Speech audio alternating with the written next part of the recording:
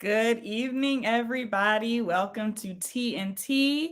Welcome to our second week in our series, Overlooked Women in the Bible. So grateful that you all are joining us today.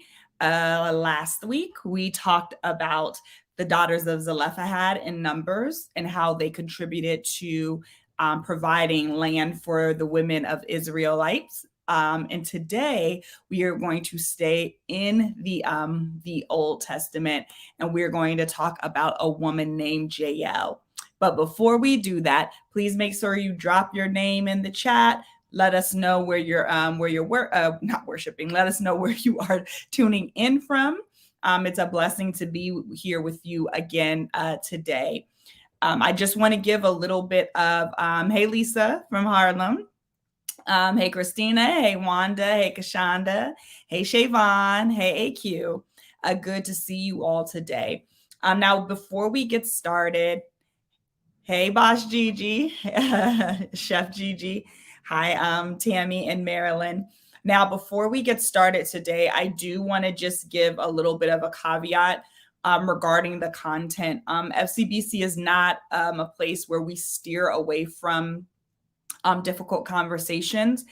And there are some scriptures and texts within the Bible that can be problematic, especially as it pertains to women and some of the laws and things that were done at that time. So I do want to give two just brief caveats.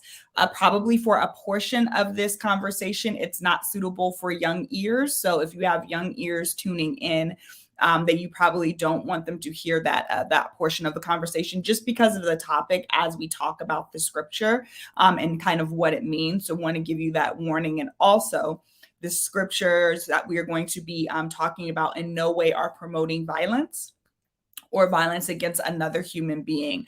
We are utilizing the text to show us things about and make meaning for those things in our lives.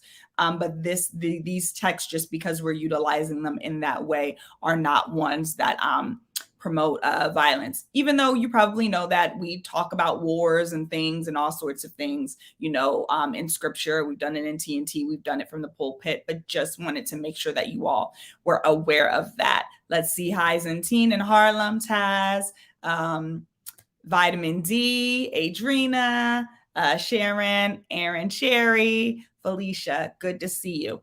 So we are going to, again, be talking about a woman named Jael, who some of you may have heard of. Some of you may have never heard of her before. Again, as always, please just drop your comments and your texts, in the text box below. Questions, comments, concerns. I don't know. I'm not sure. I don't agree with this. Whatever it is, this is a safe space for you to share those things. If there's something that you don't want to share with the group, you can always email me, delder@fcbcnyc.org. And as always, if you want to review these videos or you want to share them with someone, they always go up on our Facebook pages. So last week's is up on our Facebook page if you missed last week's and want to tune in. Good. We got all of the housekeeping done. We will pray at the end. Let's get into Jael. So today we are going to be coming from the book of Judges. If you want to be following with us, we're going to look in Judges 4 and Judges 5. I'll read those texts at the beginning, and then we'll use them to, kind of couch our conversation today. We're using the NRSV, but you can use any version of the Bible that you feel comfortable with using. So again, we're in Judges 4. For a little context, before Israel had kings, they had judges. And judges were appointed by God to help the Israelites kind of stay on track. And so they were kind of those who kind of made decrees, proclamations, spoke to the people about how they weren't acting right and needed to kind of get themselves together. And so there was a period of judges that were in the land for the Israelites. And that's what the book of Judges is based on.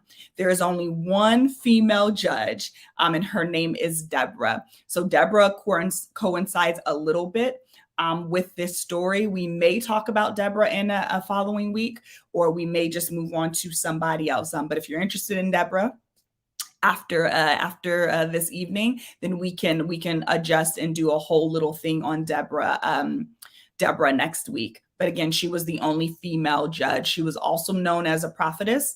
But during that time, prophets are not what we think of, where they can, where they're proclaiming things in the future. Basically, they just were kind of mouthpieces for God. God gave them, told them things, and they kind of said how folks had to get it together. It wasn't necessarily decrees or proclamations for what was going to be happening in the future. So again, good evening, everybody. We're going to start in Judges 4, and then we're going to hop over to Judges 5. The texts are kind of long, so I'm just going to read the portions that refer to Jael, and then I'll give some kind of, I'll couch the other information, and then you should go back and read those in their entirety when you have the opportunity, just for your own edification and growth. So we are in Judges 4, and we are going to read verses 17 through 23. Judges 4, verses 17 through 23. Now Sisera had fled away on foot to the tent of Jael, wife of Heber the Kenite, for there was peace between King Jabin of Hazor and the clan of Heber the Kenite. Jael came out to meet Sisera and said to him, "Turn aside, my lord, turn aside to me, have no fear." So he turned aside to her into the tent, and she covered him with a rug. Then he said to her, "Please give me a little water to drink, for I am thirsty." So she opened a skin of milk and gave him a drink and covered him. He said to her, "Stand at the entrance of the tent, and if anybody comes and asks you, 'Is anyone here?' say no." But Jael, wife of Heber, took a tent peg, and took a hammer in her hand and went softly to him and drove the peg into his temple until it went down into the ground. He was lying fast asleep from weariness, and he died. Then as Barak came in pursuit of Sisera, Jael went out to meet him and said to him, "Come, and I will show you the man whom you are seeking." So he went into her tent, and there was Sisera lying dead with the tent peg in his temple. So on that day, God subdued King Jabin of Canaan before the Israelites. Then the hand of the Israelites bore harder and harder on King Jabin of Canaan until they destroyed King Jabin of Canaan.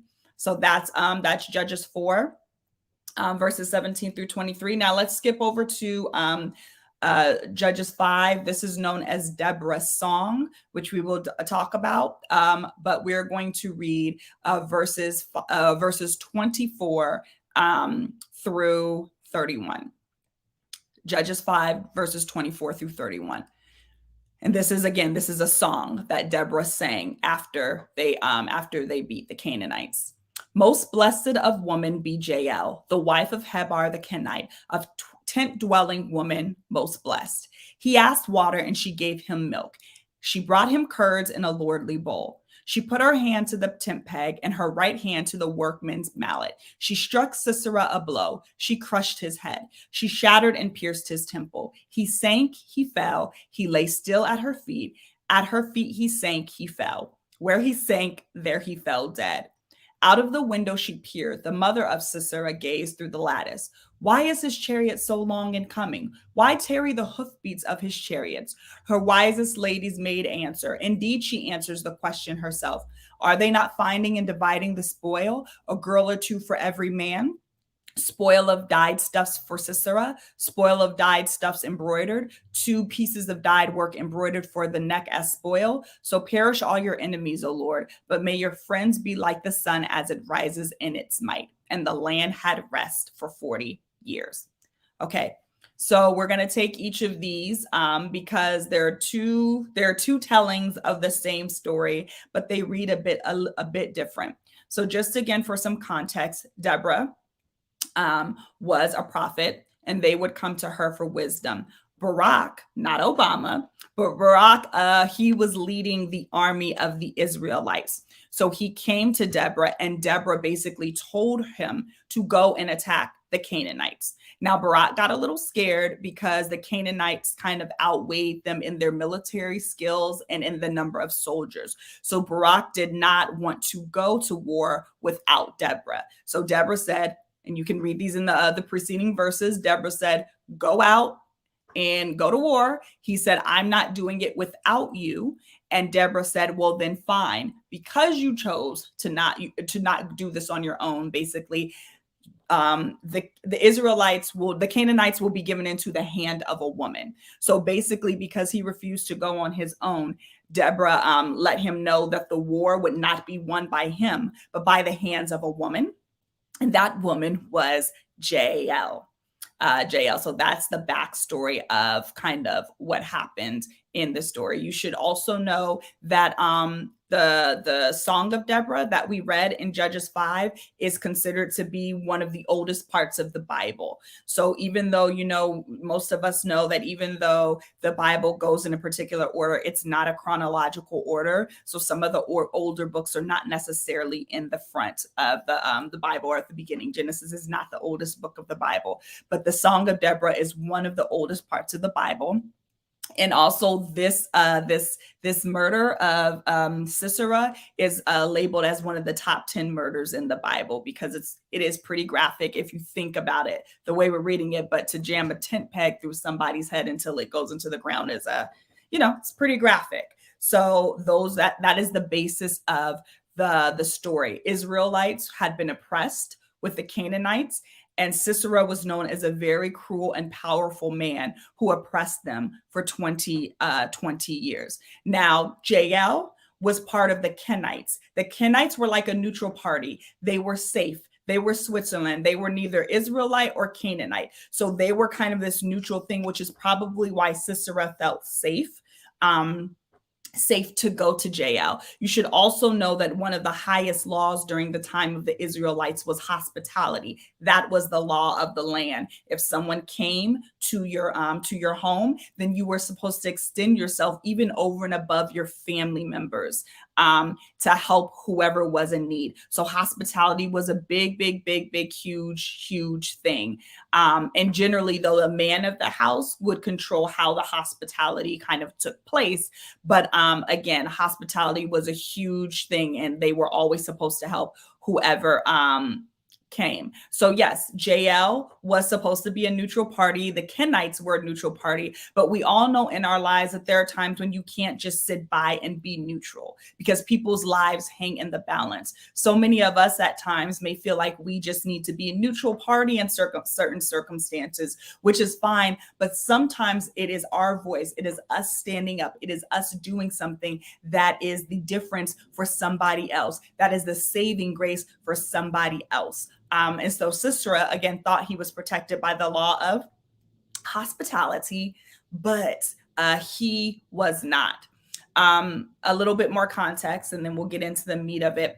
Tents were separate during that time. It was not uncommon, as we talked a little bit last week, about for men to have multiple wives. And so because the men had multiple wives, each wife and their children would have their own tent. It also meant that the women were very skilled in tent making. They knew everything they could. They knew how to build their own tents. They knew how to keep up their own tents. They knew everything around tent making, which is why there was the opportunity for Jael to be alone, because her husband would have not been in the tent with her unless he was visiting her at that time, which he was not visiting her at that time, clearly. Jael, interestingly enough, her name means mountain goats. A mountain goat, which is, if you know anything about mountain goats, they're nimble, they're sure-footed, they're the goats that you see in the mountains. What's funny is that most people think that goats aren't dangerous. But you're told if you ever are hiking or doing anything and you come across a mountain goat, that you don't test them, right? Because mountain goats, they look nice, but they are extremely dangerous. They use their horns to kill people, to ram them, to attack things. And if you think about it in the same way, Jael, as this woman who is probably looked nimble, probably looked safe, but in the same way a mountain goat would go ahead and stab a person or a piece of meat or whatever they need, she used a tent peg to get to Sisera. And one, so this just shows us two things. One, sometimes we can very much speak and live into the names that we are called, right? But also it shows us sometimes how the stories are created in the Bible, and the naming of them and the naming of folks are supposed to align with who the people are, because of course the story is not believed to have actually happened.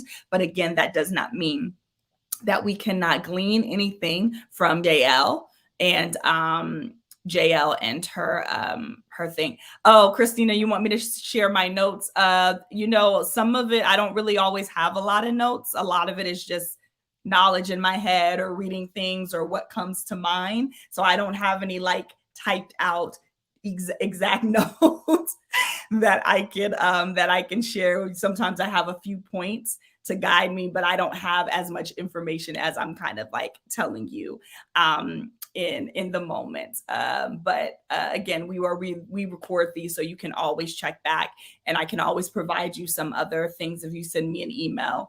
But oftentimes a good old Google search, and you can find a lot of information. A lot of information around anybody that we are talking about. So what can we learn from Jael? There's lots of things we're going to learn and we're going to talk about today. But the first thing that we can learn from her is that we have to take opportunities when they come. Right? Jael happened to be in her tent, minding her own business, but this opportunity presented herself to help. Now, again, it doesn't state what her motive was and why she killed Sisera, but there are a lot of conjectures about why that could be. Number one, he is a man visiting her, right? And he's coming from war. What you may not know is that often at the end of the war, the parties would go in and take the spoils. That's what Sisera's mother is talking about in Judges 5, where she says, let me pull it up. Are they not finding and dividing the spoil? A girl or two for every man, spoil of dyed stuff. So when you won a war, the men would often go into the neighboring towns or the place that they won or conquered, and they would rape the women. And so it is very possible that because Jael was by herself, that she thought she was in danger in that way, that she was going to be raped. Her husband was not there to kind of set up the law of hospitality. So that is one way to imagine that she was doing it from a safety perspective. She may have just, again, they were neutral, so we don't know what caused her to do it. But what we can learn is that, again, yes, like you said, AQ, one of the things might have been that she was protecting herself. But again, it doesn't really say. I'm just pointing out one of the reasons that might have been the case. But to the other side of that, the Kenites were not in the war. It was Israelites and the Canaanites. So it would go to say that if Sisera and the Canaanites had defeated the Israelites, they wouldn't have come and attacked the women of the Kenites. So we don't know. Maybe she felt some type of, prompting by God. Maybe she felt some way she wanted to protect, protect the Israelites. It also could be that she thought she was being strategic, right? So her killing the Canaanite leader meant that now she might be able, and her tribe might be able to set up a strategic collaboration, partnership, coalition with the Israelites, who would have been winning the war. So she took that opportunity to be like, I'm going to do this because this is going to set everybody else up. That is also one of the options. And that goes into one of the things that we can learn, which is taking opportunities when they come, right? Sometimes if you don't do it, somebody else will. We already saw that if you're following the story from the beginning, Deborah told Barak to do it, right? Barak didn't want to do it. And so he lost out on that opportunity. And then Jael was the one who delivered the Israelites, and she wasn't even an Israelite. And now she is part of the lore, the story, the history of the Israelites, even though she isn't one. We often think that we have an unlimited amount of time to do everything. And that is not always the case. This book that I read, I've referenced it before. I love it. I love it. If you're an artist, or even if you're not, it's called The War of Art by Stephen Pressfield. And one of the things that he says in general are that your ideas, the things that you're called to do, we talk a lot about creation is waiting, they're muses, right? So our ideas, the things that we're supposed to do are muses that come and speak to us. If you know about the muses, they were the Greek goddesses. They kind of had this power of suggestion. There was a goddess over music, over art, over all the different things. There were different muses, but that your ideas that you get are muses, meaning they need an inspiration. They need someone to follow through with them. But if you do not do it, it doesn't stay with you and doesn't happen. It just, the muse, the inspiration goes to someone else. You may have experienced that you had an idea, a thought about something, and you didn't act on it. And then somewhere else you were like, oh, I should have thought about, I did think about putting, wheels on a suitcase so that they could roll through the hospital, through the airport, or whatever the thing is. That's not always the case, but everything doesn't wait for you to be ready. It does not wait for you to be ready in order for you to enact it. And that's the same thing that's another lesson that we can learn from Jael, right? You work with what you have. Use what's right before you. Jael, Barak was scared. All the men, all the training he had to be in the military, he was the leader.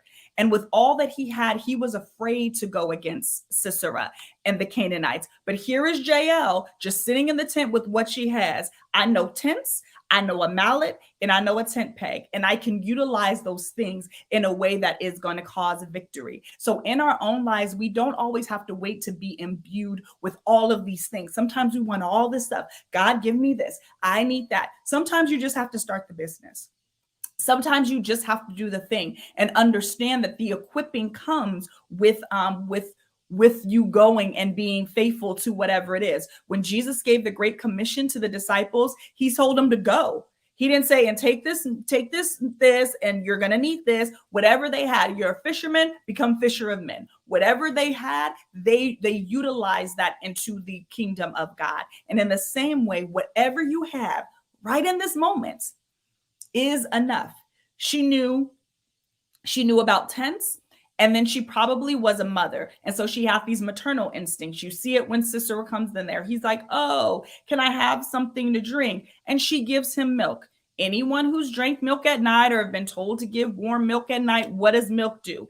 It makes you sleepy, right? She put the rug over him and covered him and did these things that are very maternal. And so you see her acting in a very maternal way in Judges 4, juxtaposed by Judges 5, where the mother is looking out for Sisera. So in these ways, Jael kind of was a surrogate mother. And so, oh yes, Trips the chair. I can't say her name. I'm announcing all the wrong things. Was a muse of dance. Yes, there are a whole bunch of. There were 12 muses. They were the daughters of Zeus, and I can't pronounce her name. Min. It's where you get the word like mnemonic devices. She was the goddess of memory. And I can't say it. Nem symphony, something like that. Anyway. Anyway, you have to use what's right before you. That's the second lesson. So the first lesson is take opportunities when they come. The second one is use what's right before you. And to go along with that, sometimes it doesn't take all that. You ever hear it don't take all that. Sometimes it doesn't. It doesn't take as much energy, time, and things as you thought. They had collaborated a whole war and couldn't, and they went to attack, and Sisera left. He left his folks on the battlefield, and they were all killed. So the Israelites killed everybody, and then Sisera was like, "Oh, peace, I'm out. I'm going to hide." But what it required was not all of that. Sometimes we think it's going to take all of this work, all of this effort, all of this. But if we utilize just what we have, we would have enough for whatever the thing is that you must do, right? And then there is the notion that sometimes it's okay to break the rules, right? The rule of the day was hospitality, right? But Jael broke that rule to some degree in order for her benefit. Now, that's not to say to break rules here, there, and everywhere, but we've heard the thing, rules are meant to be broken. On the side, I'm a screenwriter, and there's a lot of rules to writing for TV and film, right? But often, sometimes what they say is, you write the rules, you learn the rules well enough so that you can color outside of those lines when it's necessary, and so that you're not so rigid to the rules that you miss. And I think that's even with our relationships with God. I know that's how I kind of came from, in my background was before being beat down and coming to FCBC and things being changed, but that there were so many rules. I had a checklist for what it meant to be a Christian. If I did this, that is what was right, and all these other things were wrong. And what you can be so connected to rules and the rigidness of it that you can actually miss God. Right. We talk again about being ever evolving community. That means that we follow an ever evolving God, which means that God can color out of God's own rules and out of God's own lines. And sometimes we even try to hold God to God's, oh, well, you did it this way, or God used to speak to me this way, or God used to do it, as if God can't shift it, change it, transition and move based on what's going on and what's happening. And so we have to be able to understand that sometimes it's not going to make sense. It may have not made sense for Jael to do this. And we don't have the motive for why she did it again. And that's a perfect thing, right? That's a perfect thing for our lesson today, because sometimes other people don't get the word. They don't get the understanding. Everybody does not get an email, a tweet, a post when God tells you to do something. And we have to be okay enough with moving in the things that we feel that our spirit is, beckoning us to do, regardless of whether we have an audience or not, whether we have an applause, whether we have the cosign, whether someone else is saying, yes, it's okay, or no, it's okay. Sometimes you have to be able to go it alone, in the very same way Jael went alone in the tent with Sisera.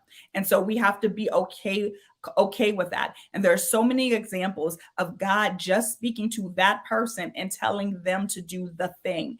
And you have to be willing to do that. But understand too, God has a backup plan. Again, that wasn't the plan. The plan was for Barak to go and do this without Deborah. But he was like, nope. I want to take her along. And so then you see God evolve the plan based on decisions that people make. And so again, God is not static. God moves. So if we don't move, if we don't do certain things, then God can adjust. Oh, you don't want to do this? You're not ready, or this? Okay, so let's shift this. But that should also be encouraging for us in our journeys, in our walks with God, that we have a God that knows us, that moves and flows with us where we are at the moment, and is willing to adjust and make adjustments. Let's see some of these comments. You wonder if the people of the Old Testament would have had more peace if they hadn't stuck to the law so tightly. So remember, all they had was law, right? That was for them. They are trying to establish themselves from all of these other nation states that are around them, right? They needed laws because they were a theocracy. That means that God was their king, where all the other places around them had actual kings. So they were standing in a model that wasn't the norm. And again, God is trying to build up this small group of people. So at the time, they needed the laws. Because even with the laws, they didn't pay attention. Literally, the reason why they have judges, literally the start of this chapter, is because then if you read the Old Testament, it's like, and then the Israels did wrong in the sight of the Lord. And that's literally what happened. They were able to be oppressed by Sisera and the Canaanites because they had done what wasn't good in the eyes of the Lord, and God gave them over to the Canaanites. So it was in their not following the law, not following the rules. So I don't know that they would have had more peace. They probably would have had more peace if they would have just been obedient. Right. But we are hard. We are imperfect, and we all know what it's like to not follow the rules or do things in our own ways. Let's see. Right. Because with God, it was enough. Whatever we do with just what we got, God manifests into something grand because of our faith. And having faith not only honors God, but shows God as the only one to see all we do come to pass if we only trust and believe and have the courage to move. Yes. So it is the faith, like we said, but it is the faith and the works. Jael couldn't just sit there and believe that someone was going to deliver. Someone had to deliver. They couldn't just believe that someone was going to win the war. Someone had to actually go out there and fight. So yes, the faith. Yes, you get the word. But if you don't move, it literally is null and void. Right. And so we have to do the work. Our faith is that God is going to show up. But if we don't do the work, then nothing. then nothing. And so one of the on the historical side, or one of the things that's interesting about this story is that there is, to some degree, how it can be read, a shifting and taking back of power. Again, like we talked about, power, sometimes your power, people aren't just going to give you your power back. Right? If you've given it away, if because of the systems, the laws, the institutions that you're a part of, that somehow that there is an uneven level of power, you don't always just get those things back because people are going to kindly give those things to you. Sometimes you have to. It says the violent take it by force. Sometimes you have to take it by force to get it back. And so in some ways, there's a way in which Jael is representing that taking back of power. And I'm saying that, and this is the part of the conversation where I was like, if there are kids around, you just might want to be mindful. Again, we talked about the fact that women were often raped, and it was not an uncommon thing. It wasn't even something that you saw, sometimes knocked or even looked at as wrong. It was just part of it. Women were property. So at the end of the war, the spoils, there were no things set up in place. If, for instance, a woman was a virgin and she was raped, then she was considered spoiled. There was no contingency for her. There was no law that she could go, and then she was unable to be married. And she would become like the widows and the orphans, who, if there was not a man to care for her, then she was going to be in trouble, because no man was going to marry a woman who was not a virgin at that time. So women were not protected in those ways. They were looked at as property and used in those ways. So when you look at Judges 5, you see, if you go to verse 27, this one is a much more violent version. In 4, it says that he's asleep, and she takes the mallet and she drives the tent peg in while he is sleeping. Right? In this version, he is actually not asleep. He is not laying down. He is standing. You have to go back and read it a little bit, but so she puts the mallet, and it's much more violent. She hits it against his head. It strikes the blow. It crushes his head, and it says it shattered. His skull shattered, and it pierced his temple. And here's what I wanted us to pay attention to. It says in 27, he sank, he fell, he lay still at her feet. At her feet, he sank, he fell. So why I'm saying this is a taking back of the power in verse 27. Some of the way they're talking about this word that he was destroyed or despoiled is the same word that there is used when the Bible speaks about women who have been sexually violated. So in the same way, it's kind of saying in the same way that women have been sexually violated, that is the way in which Sisera was killed. It was forcibly imposed on him and left him destroyed, in the same way that often happens to women when that occurs. So again, I'm sorry if this is triggering for anybody. Please feel free to sign off if this is too difficult of a conversation. We bring these and highlight some of this stuff because we don't want to hide away from some of this. It's in the Bible, it's there.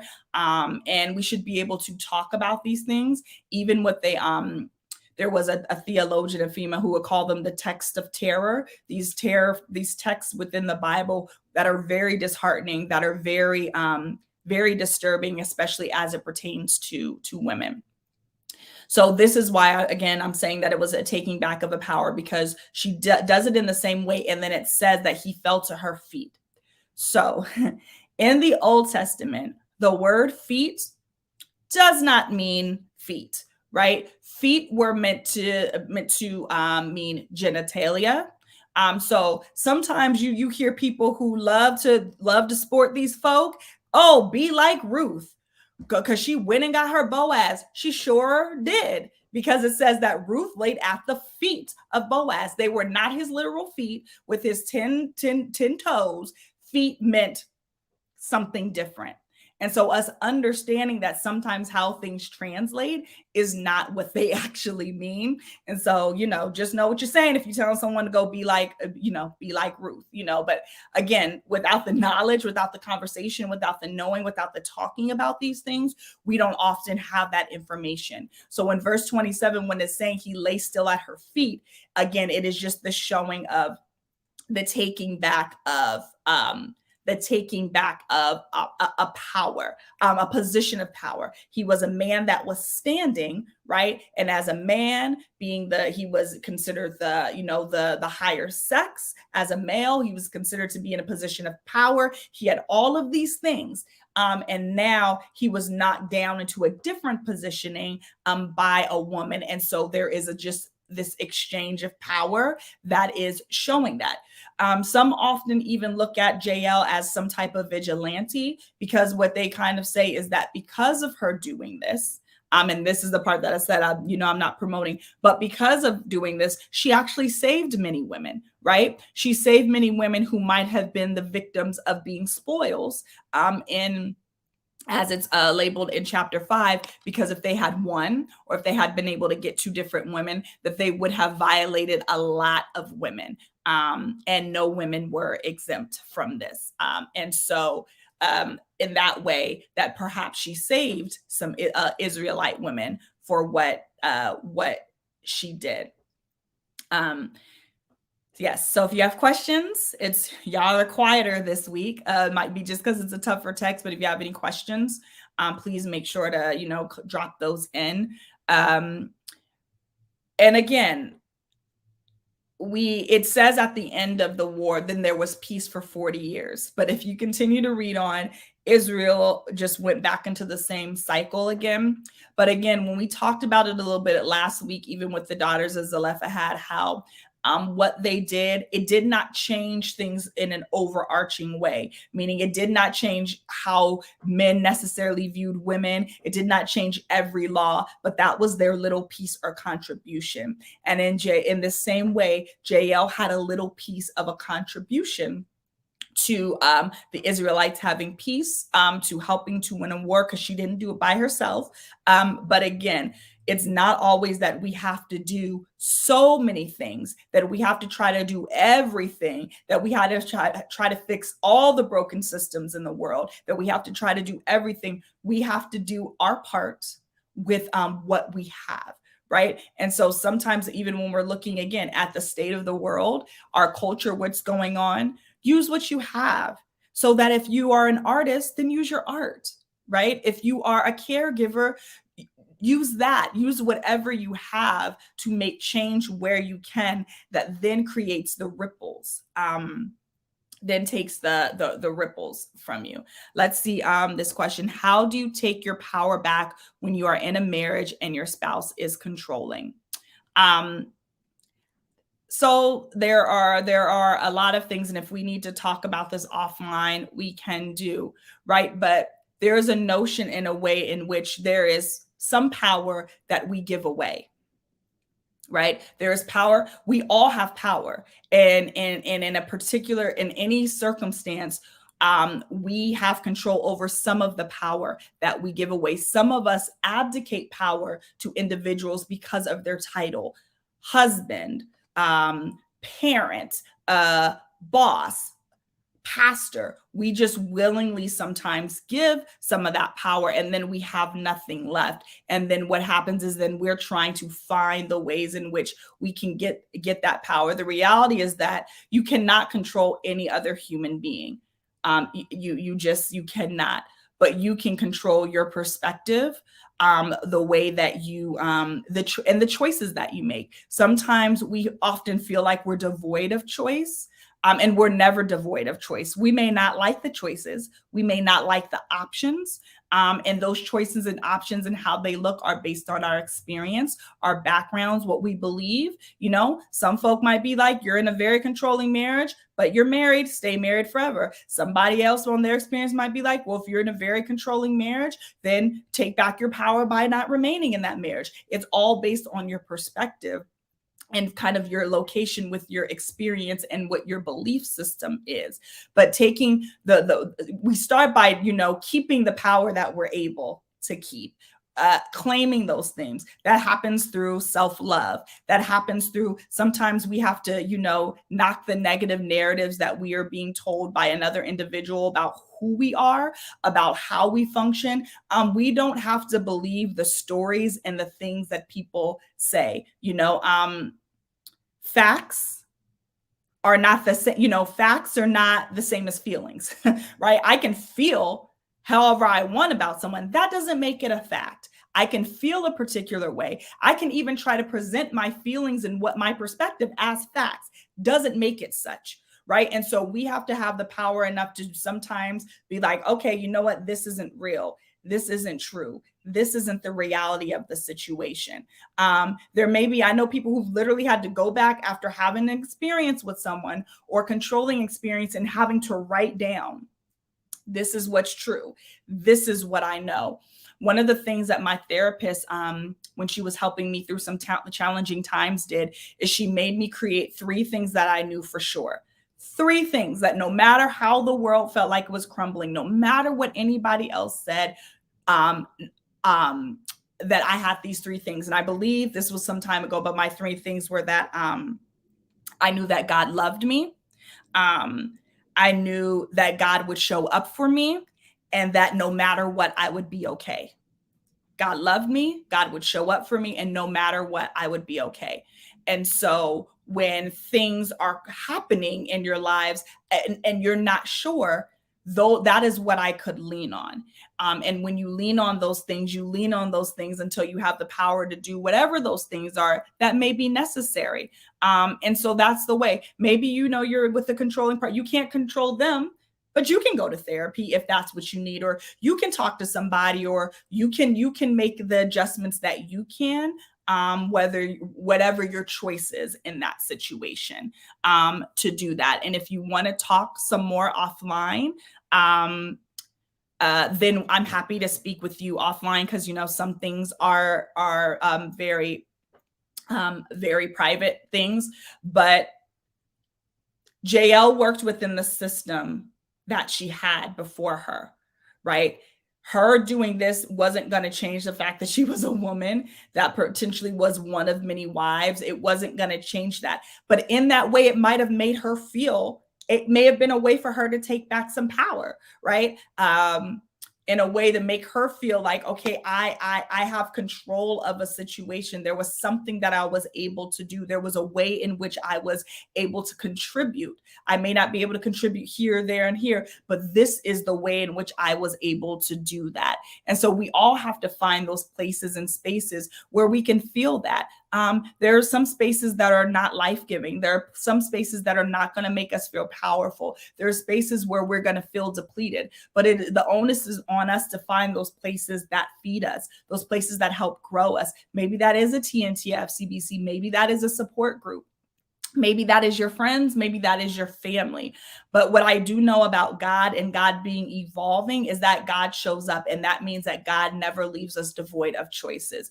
It may not be, you may want it to be your family, but in this season, it can't be your family. So it's got to be this group of this or that. But us being open and open to the ways in which God can shows up often allows for God to infiltrate our lives in ways that are completely unexpected, but maybe just what we need. But we have to be willing to be open to the ways in which those opportunities may fall into our lap, in the very same way that Sisera, came and fell into the lap of Jael, and she had a choice to make.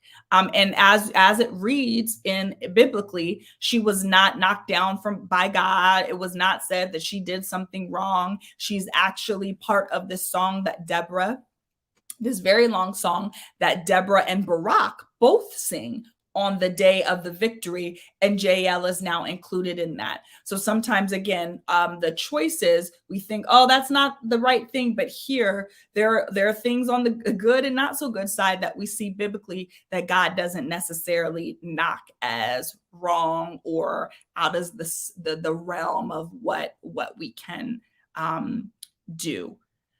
Denise, you said, I can't fix, manage, and control everything, but not to lose my voice is what counts. Yes, exactly. Sometimes you say a thing so that you know that your voice still has power. Just like I said with the daughters of Zelophehad last week, they went and spoke to Moses and the men. Maybe the men would have never listened. Maybe they would have said no. They didn't know that the point was for them to say what they needed to say out of their own mouths for their own sake. Sometimes we may need to have conversations with folk and talk with folk or do things not for the sake of agreement. Too many of us want agreement on things. We want people to be okay with our choices or our boundaries. It don't work like that because people have choices, right? They don't have to agree with your boundaries. They don't have to like what you say, but you, and utilizing your voice and knowing that your voice has just as much power as somebody else's, sometimes you have to exercise it, because if you don't use it, you lose it. And the more and more we do that, the less we trust ourselves. And I'm a firm believer that the more out of tune we are with ourselves, the more out of tune we are with God. Because if we don't trust ourselves, how can we even trust when God tells us to do something? We trust God, but we don't trust ourselves to follow through with it. Or did we even hear God in the first place? Or why would God say that? Because we don't trust ourselves. So you being able to move forward in things is very much predicated not just on a trust in God or a faith in God, but also a faith in yourself and what you can do. And again, just like Jael, just like the daughters, that's not something that has to happen all right away. You can get that piece by piece. You can get courage piece by piece. You can get peace piece by piece. Joy, you can get those things in the doing of it in small ways. And chunking things. If you know me personally, I'm a huge chunker of everything. If I got to write a script, I'm writing a page at a time, or this at a time. I don't like to do things in big things. I get overwhelmed. I type A, I get stressed. It gives me anxiety. But when I break down something in very small pieces, then pretty soon all those pieces add up to the whole pie. You should think about that in your own spiritual journey, in your own emotional journey, in the fight for your mental health, that you don't have to do it every day. You do it piece by piece. You do it. You don't have to do it overnight. You do it. And sometimes that takes years. That's why we talk about being on a journey. You're not necessarily ever going to arrive. You may never fully be the person that you think you should be, but you continue to strive piece by piece, day by day, sometimes moment by moment, to ensure that you can get all the things that you need to live the lives that you were created to live. And so I'm glad. Yes, Christina, you said open-mindedness is the beginning of experiences. It is, right? Being open-minded it's interesting that you say that, Christina, because even when you look at Jewish midrash, and we talked a little bit about that last week, where midrash is sometimes what the Jews and the rabbis created in the Old Torah and the Old Testament around the text to fix what they feel were discrepancies or inconsistencies in the Bible.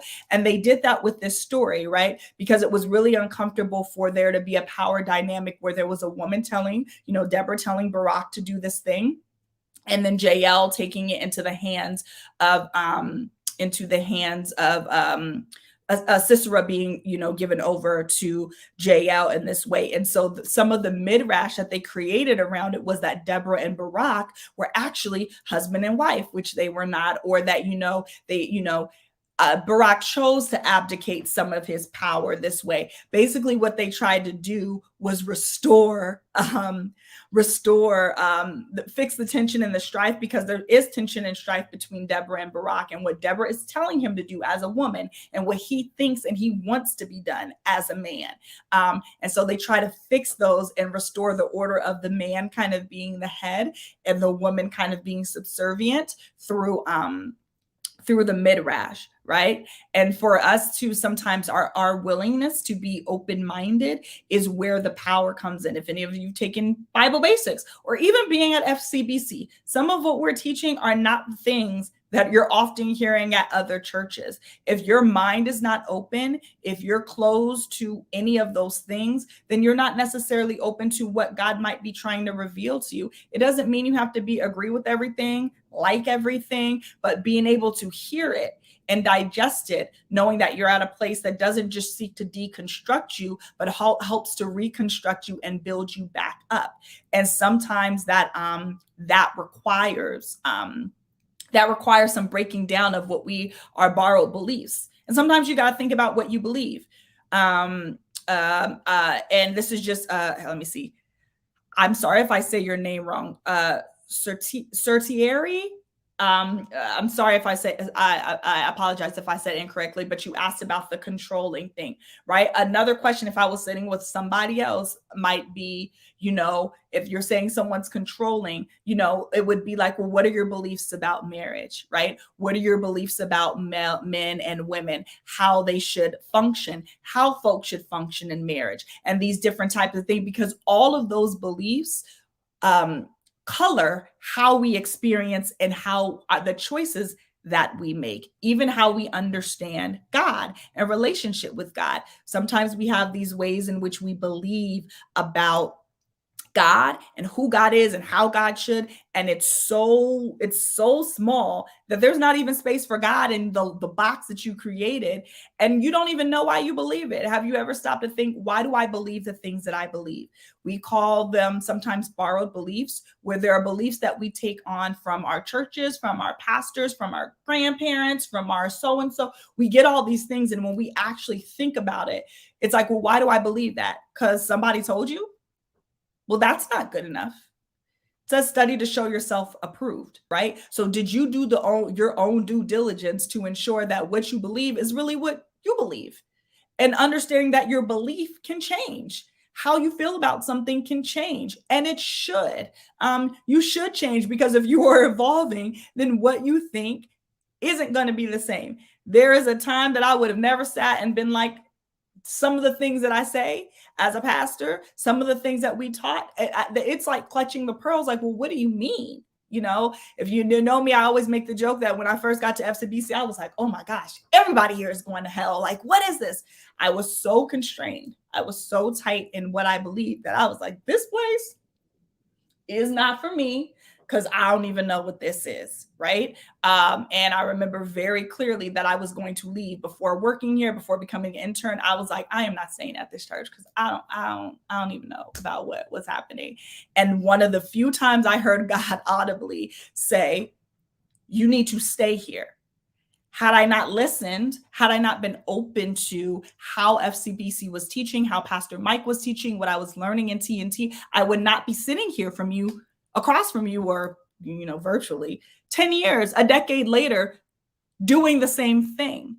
Right. But I had to be open that that the things that I believe. So I'm not going to argue with my Nana. She going to tell me the King James Bible is the best version. I'm not going to bust her bubble about King James, and we just going to roll with it. You can have the King James, and I'm fine with that. And I love you. And we can go talk about something else. Right. So you're not always trying to switch people to what you believe in your evolution. You allow people to be where they are. Okay. So you said you did what was modeled in front of you. Right. But you need to ask yourself if what was modeled for you was correct. Was it healthy? Is it an outdated model? Shoot, how many times you've been sitting on your laptop and it's like, update, there's an update on your computer, update Do you wish to do the update? Your phones get updated, computers get updated, you go to the doctor to get updated in a sense, but we don't want to update our beliefs that are controlling how we live our lives. That needs an update too. So if you're going to update your computer, might as well update your mindset while you're at it, right? And figure out the ways in which maybe what you were modeled doesn't work best anymore for you. Maybe it does. Maybe there are things that you're switch out. There are things that my mom did as a mom that were amazing. And I take those things and try to incorporate those. And then there are some things that I have learned since then, because that was 30 something years ago, that I do as a parent. And my kids are going to look and throw away half of what I did. And if they choose to be parents, may do some things that are different. And that's evolution, that's change. And that is what is kind of necessary. You said you wish your late grandma was in the class to get the update on her mindset. Well, we don't know.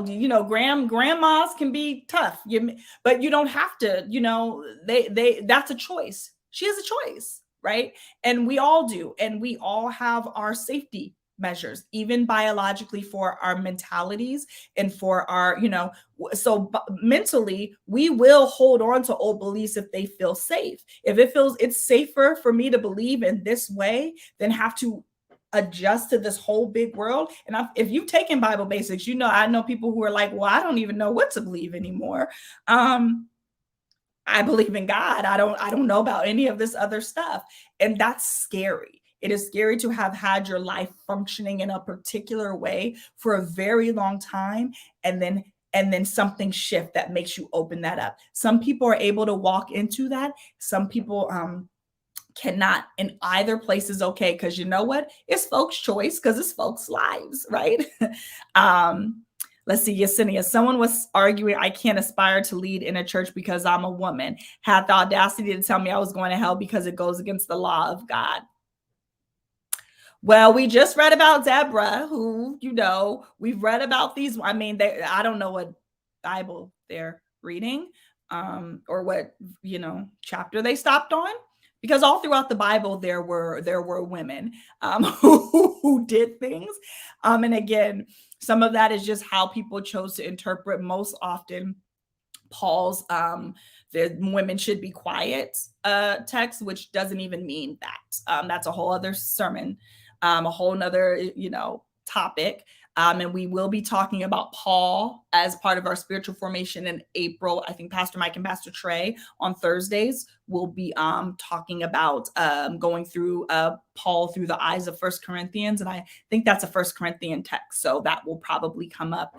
So if you want to hear when you get those announcements, if you want to sign up for that class, please do. But you definitely can be a woman leading in church. You're listening to a woman who is leading. So, that you can do.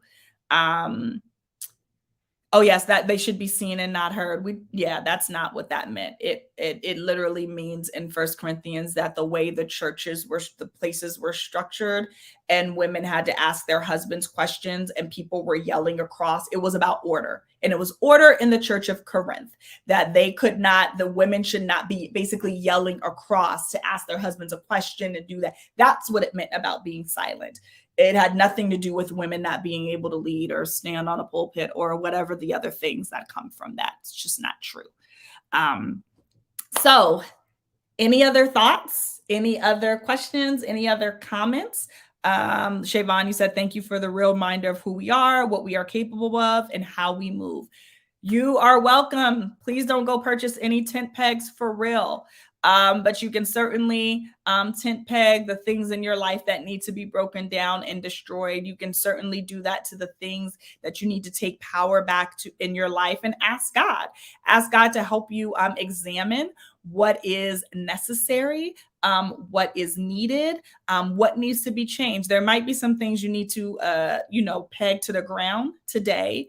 And you have to think about what those things are, and how you can do that so that you can take back some of your power. And again, in the same way, in you choosing to do that, it doesn't just benefit you, right? Jael, her choice didn't just benefit her. The daughters of Zelophehad, it didn't just benefit them. It benefited those who were coming after them, those who were alongside them. And so in the very same way, when you choose to act in your power, it doesn't just benefit you, and you never know who is watching you, and your example, and is following you, and in you being able to be brave, that it allows for them to have the courage and the bravery. My mom always says to me, whenever I'm facing a hard decision, she'll tell me it's going to take courage either way. It takes courage to stay, to leave, to say yes, to say no. Either way, it requires courage. So that's something that you have, and that, either way, it requires courage. So make the choices that you need to. You are welcome. I'm glad that you felt safe. Again, if there's anything that you want to talk about offline, part of what we do meet with folk. We do, we do those things. So if you have something that you want to talk about more deeply, you can definitely email me to set up some time one-on-one. In order to talk some things out if that is necessary. So I'm glad that you enjoyed it. We will be here, same bat time, same bat channel next week, going through it. And then you'll also get some information about the two, again, spiritual formation classes that we will be teaching in April on Wednesdays and Thursdays, that you'll have the opportunity to do it, but we can do it in Zoom and see people's faces and talk, and you don't have to type your things. So all right, let us go ahead and pray. God, we thank you. We thank you for this day. We thank you for this time. God, I am praying right now for my brothers and sisters who are on this call, who feel like they don't have any power, who feel like they don't have any choice, may be unsure of the choice that they need to make, God, who may be paralyzed in their decision-making because they don't think that they have what they need. God, I pray that you are with them right now. Let them know that they are so much more than they think they are.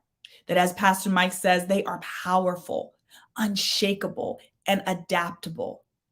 That means that in any situation and circumstance, there is ability to rise up and do what is needed.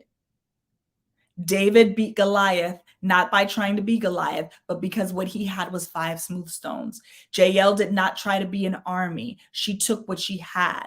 Any of us, we cannot be anybody else. God, we can be ourselves. Help us to fully live into who we are, knowing that we are okay, that we are good, that we are enough, that we are whole, that we are lacking nothing for whatever we are needed on this journey, our lives. Let us not live our lives for other people or based on other people's thoughts, opinions, decisions, and words. Let us create our own narratives about ourselves. Let us define for others who we are, God.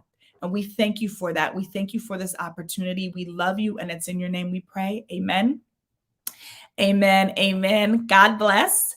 See you all next week. Love you much.